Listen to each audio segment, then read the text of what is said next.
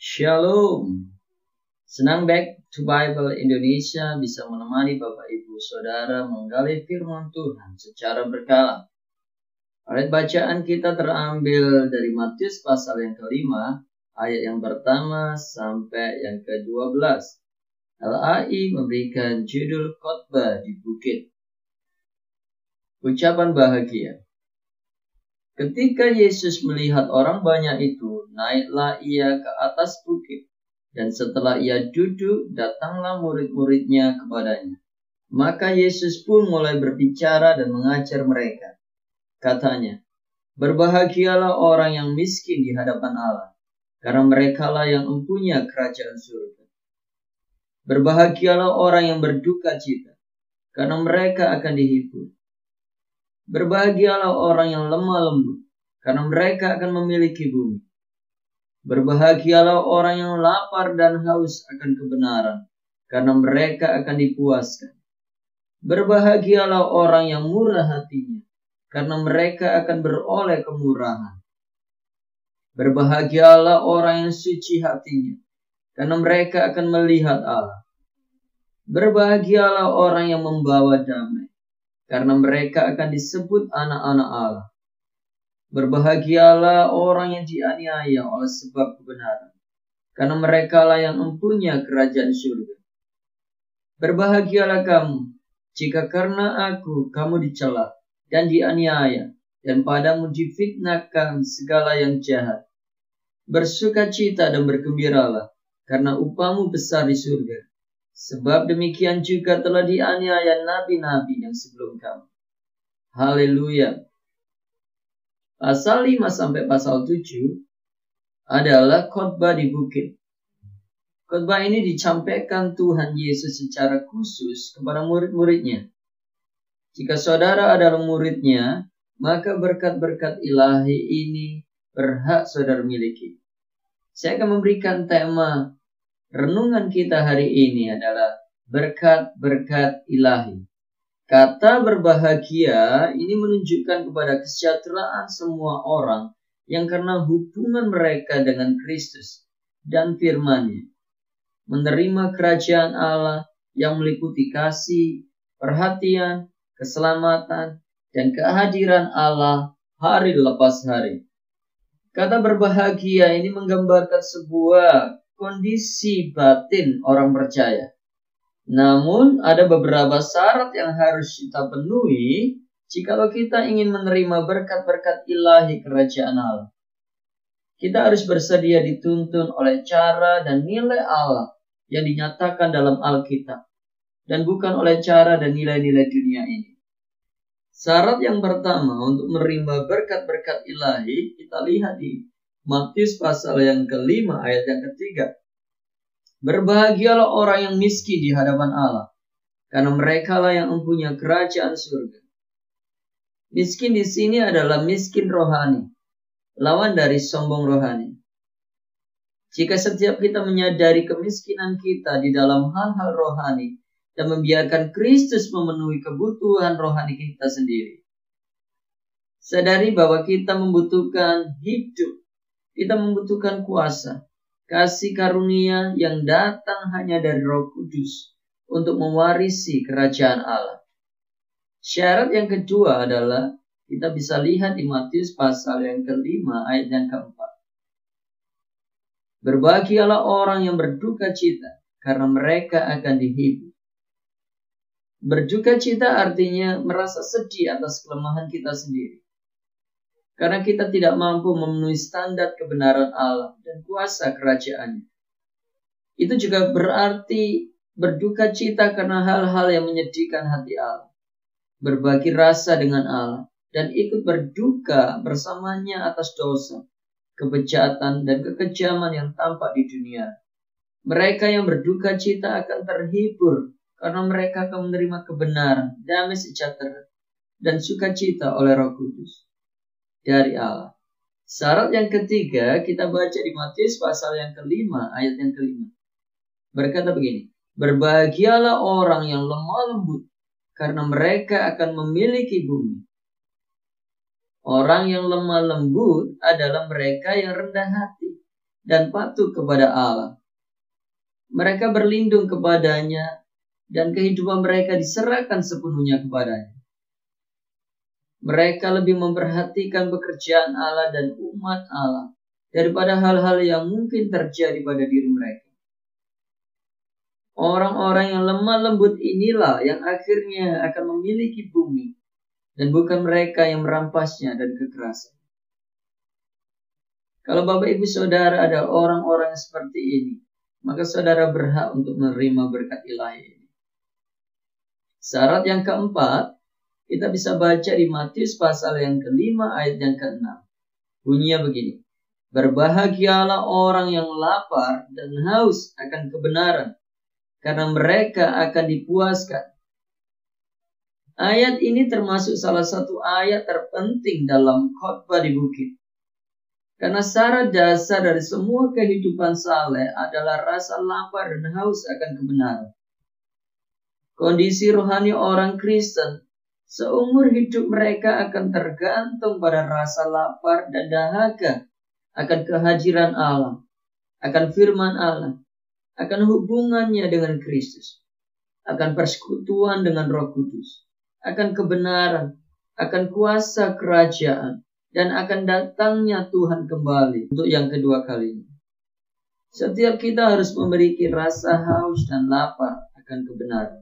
Rasa lapar dan haus kita terhadap perkara-perkara Allah dikikis oleh kekhawatiran duniawi, oleh tipu daya kekayaan, keinginan akan berbagai hal, kenikmatan hidup, dan kegagalan untuk tetap tinggal dalam Kristus.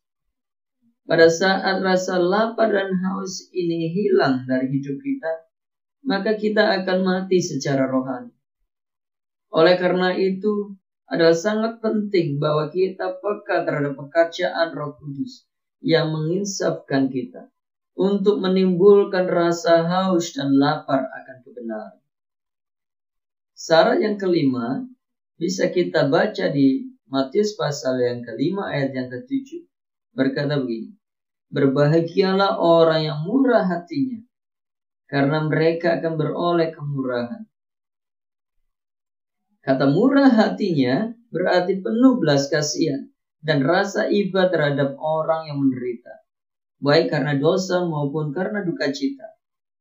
Orang yang murah hati ini sungguh ingin mengurangi penderitaan itu dengan menuntun orang tersebut kepada Kristus, sehingga ia dapat menerima kasih karunia dan pertolongan Allah.